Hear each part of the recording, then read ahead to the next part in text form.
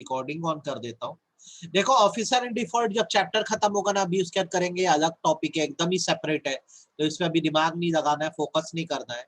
जिस चीज पे फोकस करना है उस पर आते हैं हम लोग पढ़ेंगे मैनेजरियल रेन्यूमरेशन क्या होता है, मतलब सैलरी कितनी होनी चाहिए।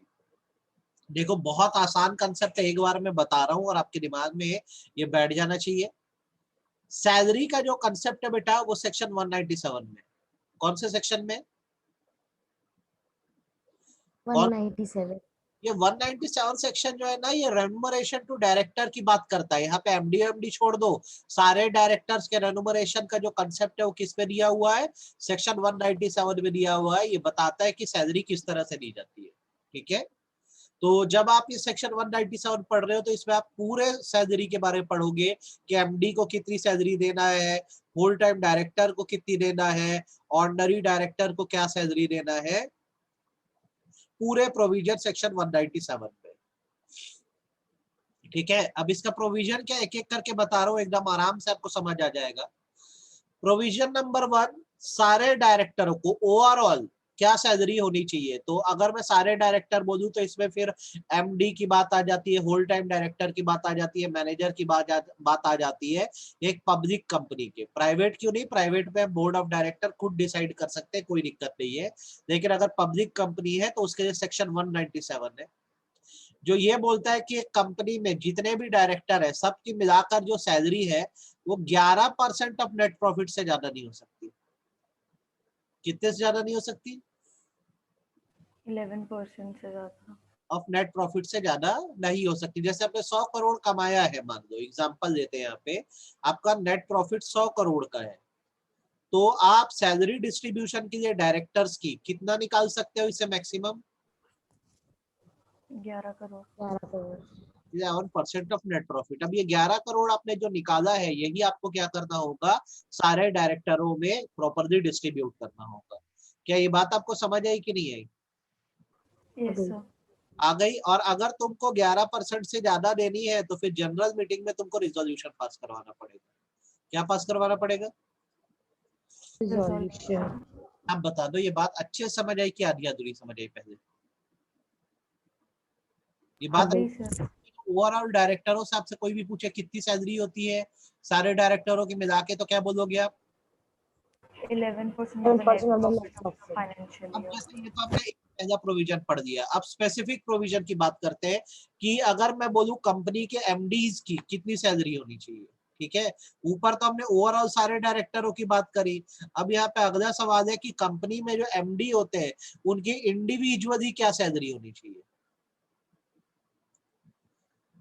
इंडिविजुअली एमडीज की क्या सैलरी होनी चाहिए। तो इसके दो स्लैब है। अगर आपकी कंपनी में केवल एक एमडी है और बाकी सारे ऑर्डिनरी डायरेक्टर्स हैं, तो उस एमडी को आप नेट प्रॉफिट के 5% तक दे सकते हो। कितना दे सकते हो? 5%. मैं बोलता हूँ हमारी कंपनी के बोर्ड ऑफ डायरेक्टर में हिसाब किताब ऐसा है कि अंकिता जो है वो एमडी है और बाकी सब जो है ऑर्डिनरी डायरेक्टर है। क्या है? Ordinary director. Ordinary director. तो इंडिविजुअली यहाँ पर अंकिता को आप नेट प्रॉफिट का 5% तक दे सकते हो। कितना परसेंट तक दे सकते हो? 5%. और सपोज करो कंपनी के बोर्ड का स्ट्रक्चर ऐसा है कि यहाँ पर अंकिता अगर एमडी है तो यहाँ पर तनीषा भी है जो होल टाइम डायरेक्टर है। कौन है? Full time director. ठीक है, यहाँ पर वेदिका भी होल टाइम डायरेक्टर है। तो अब यहाँ पर 3 बड़े लोग हो गए। कौन कौन? एक एमडी है तो 2 होल टाइम डायरेक्टर भी है। तो अब इनकी सैलरी इस सिचुएशन में क्या होनी चाहिए? 10% ऑफ नेट प्रॉफिट होनी चाहिए। क्या होनी चाहिए? 10% of the net profit. तो अगर आप अकेले बड़े तो आपका 5% है, और आपके जैसे और लोग भी है तो आप लोग की कितनी हो जाएगी? 10% of. 10%। सर तो मतलब तीनों का मिला के 10%. जैसे तीनों का मिला के 10%। और तुम अकेले थे तो तुम्हारा अकेले का कितना था? 5%. 5%. ईमानदारी से बोलो, समझ आया कि गया? आगे सर. सारे डायरेक्टरों की कितनी है? 11%. 11. इंडिविजुअली बात करें, अगर तुम अकेले एमडी हो तो 5%. तुम्हारे जैसे और भी लोग हैं तो 10%. 10। ये हो गई बात। अब ऑर्डिनरी डायरेक्टर दो की बात करते हैं। ऑर्डिनरी डायरेक्टर दो की बात करते हैं। ऑर्डिनरी डायरेक्टर मतलब नॉर्मल एग्जीक्यूटिव डायरेक्टर जो, उनका क्या हिसाब है? तो उनके लिए भैया ये बोला गया है कि अगर एक पर्सन एमडी भी नहीं है, क्या नहीं है, एमडी भी नहीं है, या फिर होल टाइम डायरेक्टर भी नहीं है, क्या नहीं है, फुल टाइम डायरेक्टर, उसका भी सैलरी जो होती है 1% ऑफ नेट प्रॉफिट होती है, अगर उसकी कंपनी में एमडी अपॉइंटेड है तो, क्योंकि मेजर सैलरी का शेयर एमडी दे जाता है, तो इसके लिए कितना बचता है? 1%। और मान लो आपकी कंपनी में एमडी या होल टाइम डायरेक्टर कोई नहीं है, तो फिर आपको इंडिविजुअली जो है वो कितना मिल सकता है salary? 3% of net profit. Net profit. वो समझ आया कि गया सिर के ऊपर से? Yes sir. क्या समझ आया? सर की जो ऑर्डिनरी डायरेक्टर होता है, अगर उसके साथ में कंपनी में एमडी भी है तो उसकी 1% ऑफ द नेट प्रॉफिट की रेम्यूनरेशन रहेगी, और अगर एमडी अगर कोई नहीं है तो 3%। तो अब ये स्लैब को हम 5 हिस्से में बांट सकते हैं। देखो सबसे पहले ओवरऑल कितना है? 11%, 11। अगर कंपनी में आप अकेले एमडी हो तो 5%, आपके जैसे और भी है तो 8%, 10%। आप कंपनी के ऑर्डिनरी डायरेक्टर और आपकी कंपनी में एमडी है 1%। और आपकी कंपनी में एमडी नहीं है, 3%। 3%। ईमानदारी से बताओ इसमें आपको कहीं कोई दिक्कत है क्या? नहीं सर। अब इसमें अगर आपको ये लिमिट्स प्रिस्क्राइब है, इससे ज्यादा देना है, तो हर बार आपको जनरल मीटिंग में क्या करवाना पड़ेगा? रिजोल्यूशन पास करा के आप इससे ज्यादा भी दे सकते हो। सभी लोग हैंड रेस करो अगर ये बात समझ आ गई है जो मैंने पढ़ाया है। हैंड रेस करो अगर आपको समझ आ गई है जो मैंने बोला। Very good.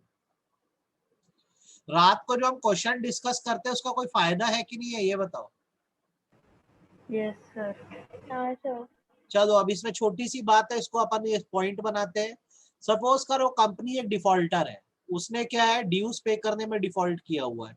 बैंक का पैसा या पब्लिक फाइनेंशियल इंस्टीट्यूशन का पैसा या डिवेंचर होल्डर का पैसा या और किसी सिक्योर्ड क्रेडिटर का पैसा वो नहीं पे कर रही है। तो बेसिकली ये माना जाता है कि सैलरी देने से पहले आपको इन इंस्टीट्यूशंस की अप्रूवल देनी होगी। क्या देनी होगी? इंस्टीट्यूशन से अप्रूवल लेनी पड़ेगी। क्यों अप्रूवल देनी पड़ रही है, लोग से बताओ। सर क्योंकि वहाँ से डिफॉल्ट किए लोग उसके पेमेंट पे, तो उनसे अप्रूवल लेनी पड़ेगी कि हम उस मतलब यूटिलाइज कर रहे पैसे को। तो समझ गए हो? कोई दिक्कत? हाँ सर। नहीं। नहीं। अब आगे सुनना। सपोज करो आपकी कंपनी में प्रॉफिट नहीं है। क्या नहीं है? प्रॉफिट नहीं है, प्रॉफिट नहीं है, तो आप अपने डायरेक्टर को सैलरी देंगे कि नहीं देंगे? आप अपने डायरेक्टर को सैलरी देंगे कि नहीं देंगे? सुनना मैं जो बोल रहा हूँ मेरी बात को। अगर किसी फाइनेंशियल ईयर में ये सिचुएशन बनती है कि कंपनी में प्रॉफिट ही नहीं है या प्रॉफिट बहुत इनएडिक्वेट है या कम है, तो कंपनी जो है अपने डायरेक्टरों को सिटिंग फीस छोड़कर, क्या छोड़कर, सिटिंग फीस छोड़ कोई सैलरी नहीं देगी। क्या नहीं देगी?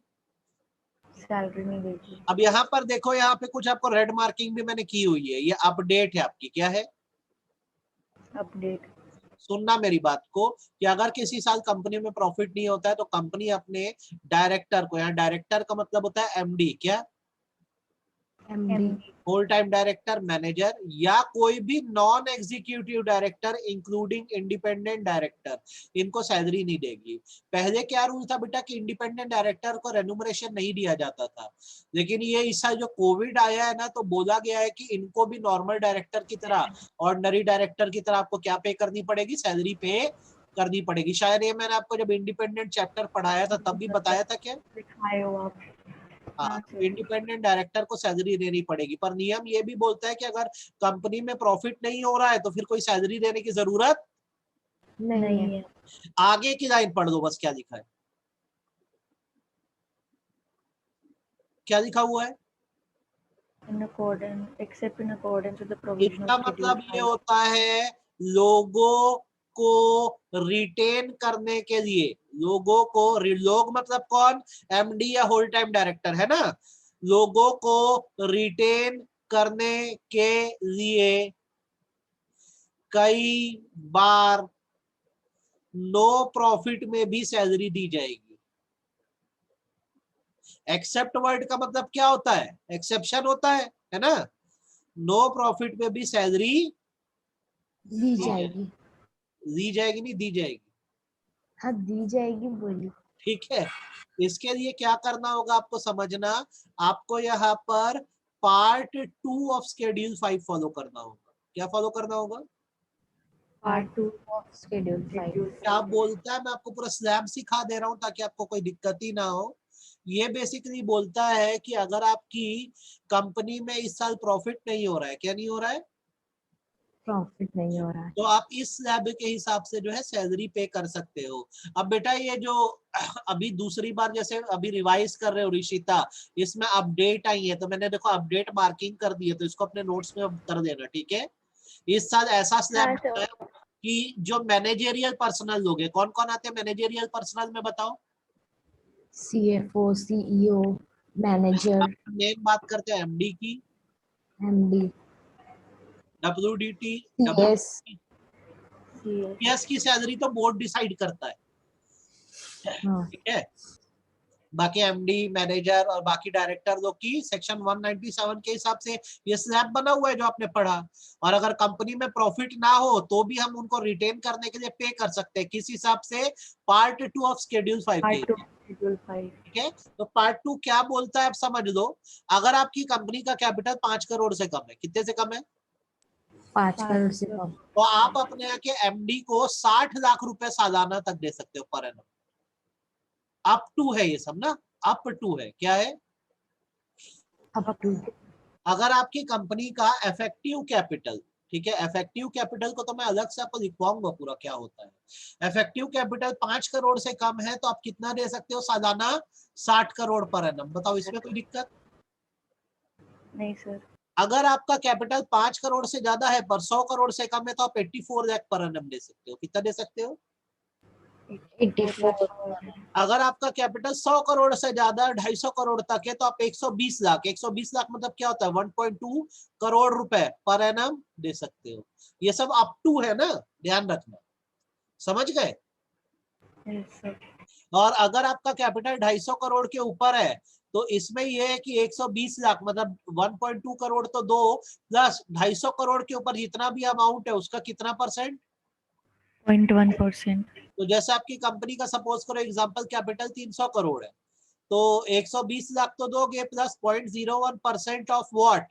Access of 250 crore, 50 crore excess में। समझ आई मेरी बात? समझ में आई कि नहीं? 250 करोड़ के एक्सेस में, तो 300 करोड़ अगर आपका कैपिटल है तो 250 करोड़ के ऊपर कितना हुआ? 50 करोड़ हुआ ना कि नहीं? 50। समझ आई? Yes sir. तो उसका 0.01%। अच्छे से क्लियर है कि नहीं है? आ गई यस सर। सर। अच्छा, ये किसकी बात हो गई? मैनेजेरियल पर्सनल की। अब इसमें जो अमेंडमेंट आया है कंपनीज एक्ट, अमेंडमेंट एक्ट 2020 के हिसाब से, पहले नॉर्मल डायरेक्टर को बोल दिया जाता था कि भैया प्रॉफिट नहीं होगा तो तुमको तो कुछ देंगे ही नहीं, लेकिन अब इनको भी रिटेन करने के लिए इनका भी नया स्लैब बना दिया गया है। ये न्यू अपडेट है। क्या है? अपडेट। अपडेट की अगर अदर डायरेक्टर है, अदर डायरेक्टर मतलब क्या हो गया अपना? ऑर्डिनरी वाले हो गए। क्या हो गए? ऑर्डिनरी। नॉन एग्जीक्यूटिव डायरेक्टर हो गए, इंडिपेंडेंट डायरेक्टर हो गए। तो इनका भी स्लैब है कि कंपनी का कैपिटल अगर 5 करोड़ से कम है तो इनको 12 लाख रुपए तक देना है साल में। कितना? 12 लाख। अगर 5 करोड़ से 100 करोड़ तो इनको 17 लाख देना है, 17 लाख। कितना देना है? 17 लाख। और अगर 100 करोड़ से 250 करोड़ है तो कितना देना है? 24 लाख। 24 लाख। और 250 करोड़ के ऊपर है तो 24 लाख प्लस 0.01% ऑफ 250 करोड़ का एक्सेस। तो ये पहले नहीं हुआ करता था, ये इस साल से अभी तुम्हारे अटेम्प्ट में पूछेगा, ये ऐड कर दिया है, ठीक है। ध्यान रखना ये अपडेट है। समझ गए मेरी बात को? तो एमडीज के लिए 60, 84, 120 और 120 प्लस 0.01। नॉर्मल डायरेक्टर के लिए 12, 17, 24 और 24 का 0.01। क्या ये चीज ध्यान रहेगी? Yes sir. अच्छे समझ आया कि आधा अधूरा समझ आया? नंदनी बेटा कितना समझ आया? सर क्लियर है सर। एकदम क्लियर है? Yes sir. अच्छा, अब मेन तो आपने पढ़ दिया, देखो यही मेन चैप्टर था, आपने कर दिया। अब आपके क्या वैल्यू बेस के हिसाब से ना 2-3 छोटे छोटे क्वेश्चन एग्जाम में आते हैं। जैसे एक क्वेश्चन अपने को एग्जाम में ऐसा पूछता है बेसिकली कि मान लो वेदिका जो है वो कंपनी की डायरेक्टर है, क्या है?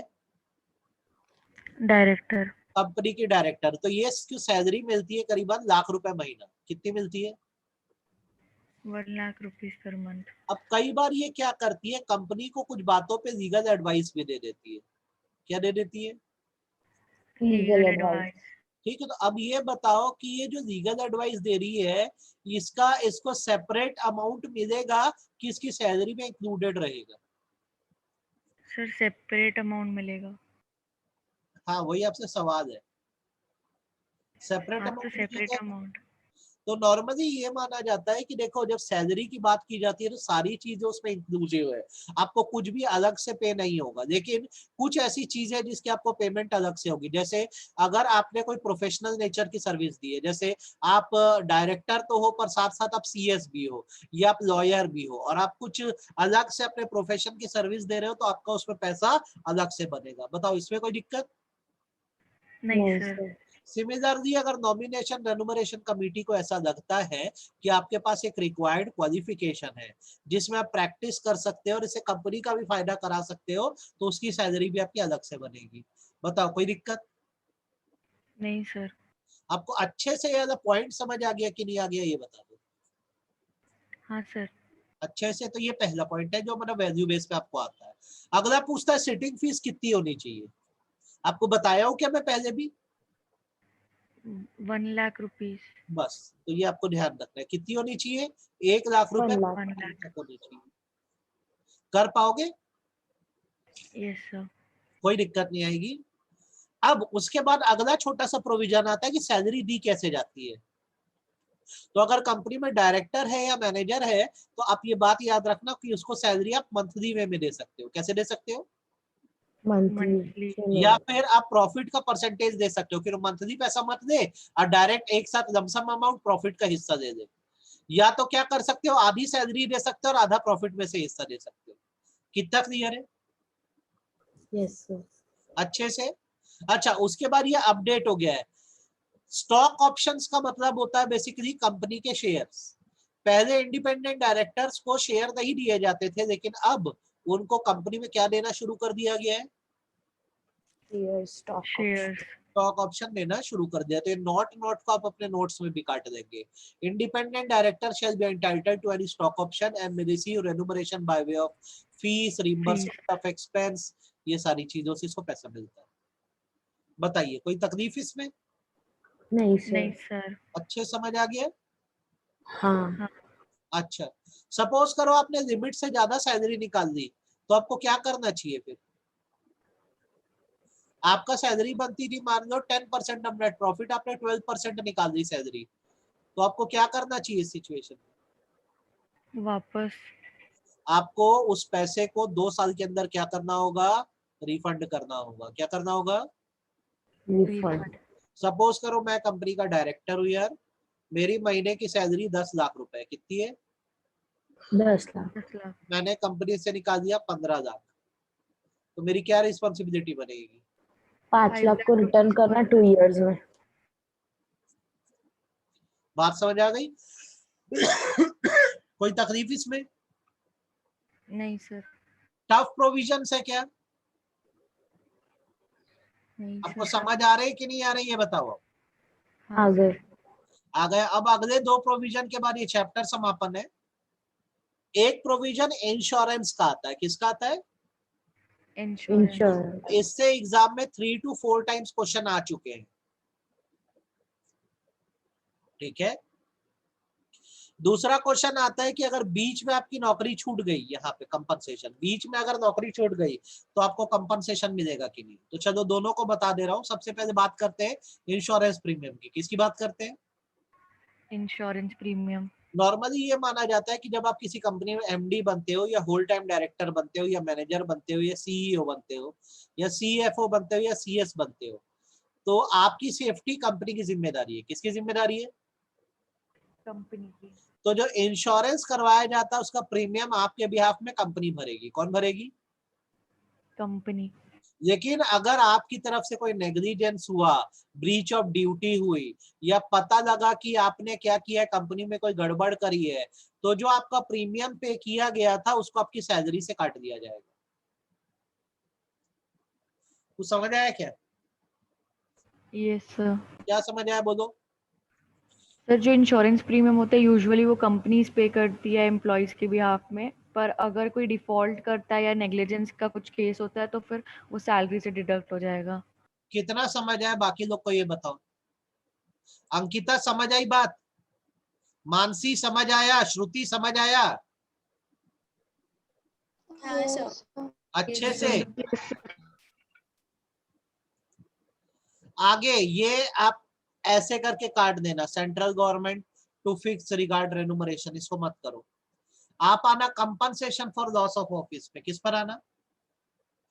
कंपनसेशन फॉर लॉस ऑफ का मतलब बेसिकली ये होता है कि आप कंपनी में एमडी हो या होल टाइम डायरेक्टर हो या मैनेजर हो, लेकिन बीच में आपकी जॉब छूट गई। क्या छूट गई?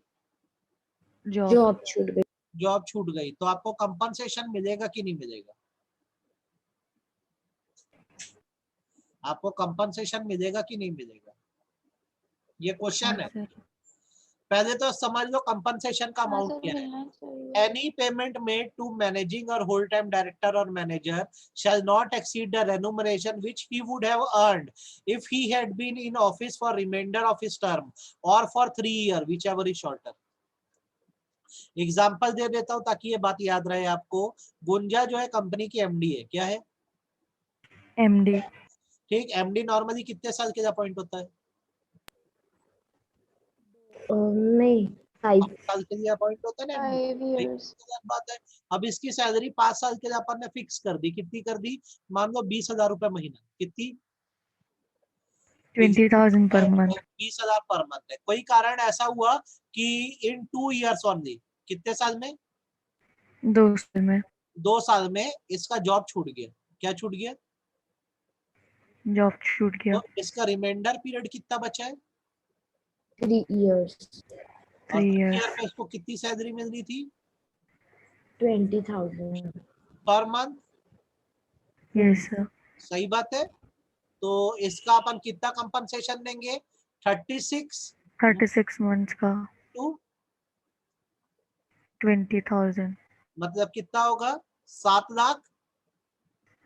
20,000। ये कंपनसेशन होगा। आप पहले ये बताओ आपको समझ आया कि नहीं कितना कंपनसेशन देना है? यस आपको सर। समझ आया कि नहीं आया? अच्छे से आया? हाँ। अब ऐसी कुछ सिचुएशंस होती है जिसमें आपको कंपनसेशन नहीं पे करना पड़ेगा। मतलब अगर गुंजा की नौकरी छूट भी गई है तो आप कंपनसेशन एज अ कंपनी नहीं पे करोगे। सबसे पहला, गुंजा ने खुद रिजाइन किया है कंपनी से।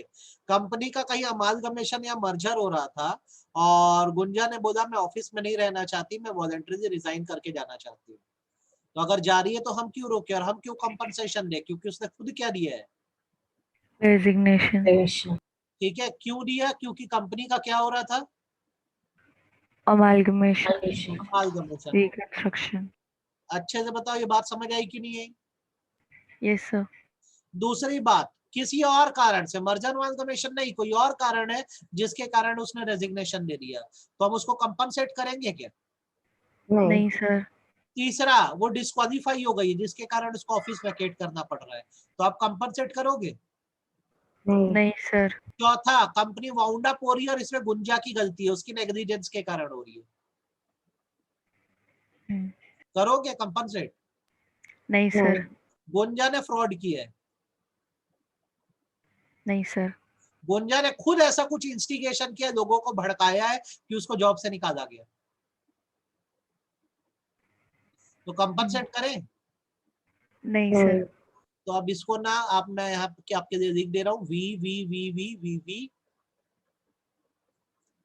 मतलब इसको क्या करना है आपको? अच्छे से याद करना और आपको पढ़ना है। कॉन्सेप्ट समझ आ गया कि नहीं आया?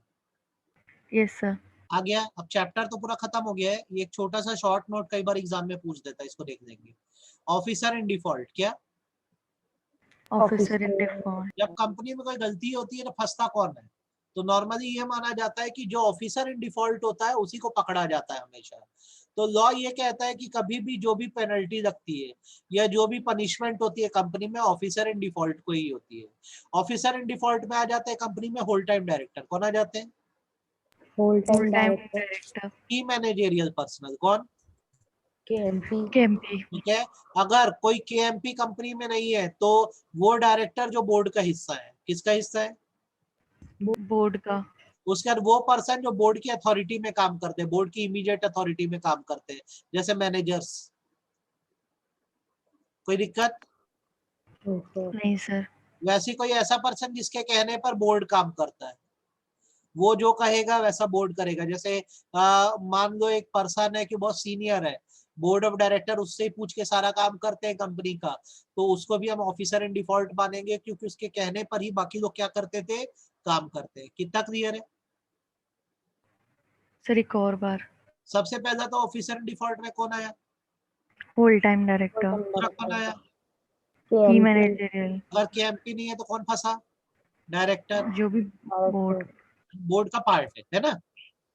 उसके बाद ऐसा पर्सन जिसको बोर्ड ने ऑथराइज किया था, ऑथराइज किया है। ठीक है। Yes sir. फिर एक ऐसा पर्सन जिसके कहने के हिसाब से बोर्ड काम करता है, मतलब जो एडवाइस करता है तभी बोर्ड एक्टिविटी करता है। जैसे अपन यहाँ लिख सकते हैं chairman of.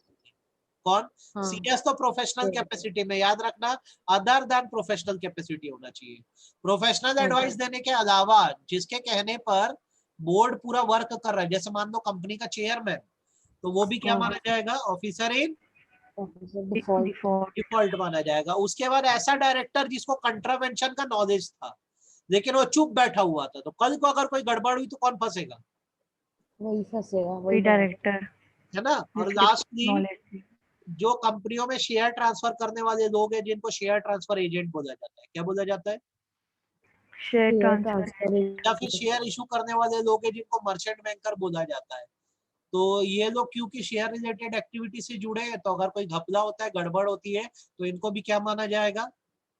Officer in default.